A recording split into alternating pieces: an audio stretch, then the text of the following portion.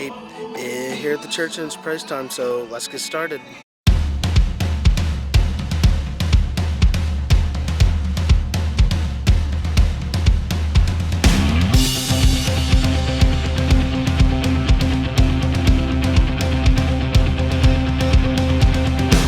It's been a long time since you found peace in the valley you made where you're not meant to be, where the shame throws shadows on you.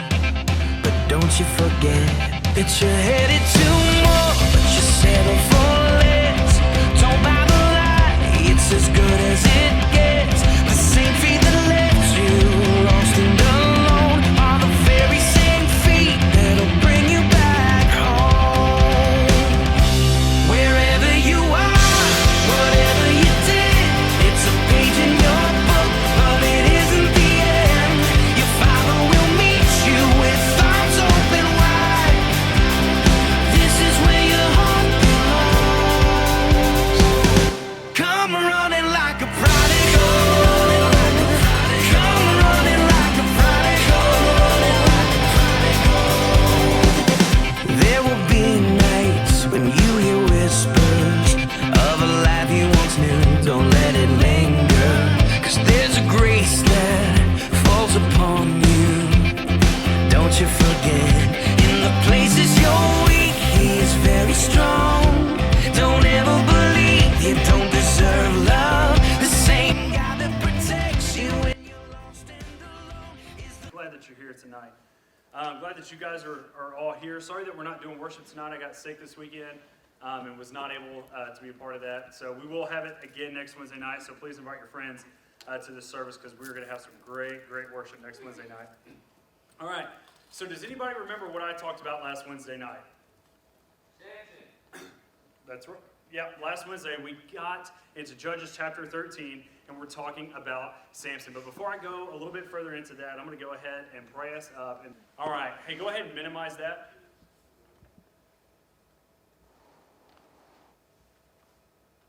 Is it out there? Very cool. Okay, awesome. Well, I'm going to get into chapter 14. Last week we went through chapter 13, and we were just talking about, just the birth of Samson and that entire process. Well, tonight we're going to be talking about the earlier part of Samson's life as he's already grown up and he's become a judge in chapter 14. He went back, this is after he saw the Philistine woman, he went back and told his father and his mother, I have seen a young Philistine woman in Timnah. Now get her for me as a wife. He didn't ask, is this someone that I can marry? Is this someone that I can date and be with? He said, no, I want you to go get her for me as a wife, because you see, he was arrogant. Here are some of the reasons why that he was probably arrogant. One is that he knew he had the backing of the Lord. He knew that he was part of God's promise. All right, and then second was is that he was a judge over God's people, and that he also had superior strength. All right, he knew that.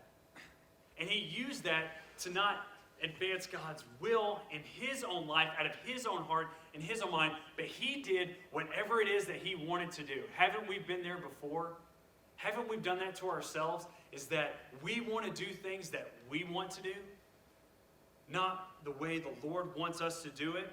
Because see, already here in Judges chapter 14, verse 2, and then again in verse 4, he was already breaking the commandment that was spoken to Moses on the mountain in the Ten Commandments out of Exodus chapter 20, verse 12. It says, honor your father and mother. This is a command.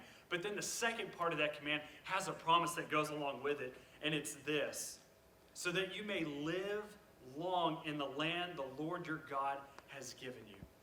Pride always begins in the heart. That's where it starts. It always starts there. Like I said, it comes to you as a temptation. What you do with that prideful temptation is completely up to you. You can take it, live it in your heart, and then destruction will follow you soon after. Or you can take that temptation and you can pray to Jesus to help you turn away from that, to turn away from pride. But this is what I want you to hear also, is in James chapter 1, verse 14 through 15. It says, but each person is tempted when he is drawn away and enticed by his own evil desires.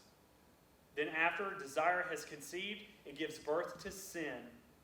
And when it is fully grown, and when it is fully grown, it gives birth to death.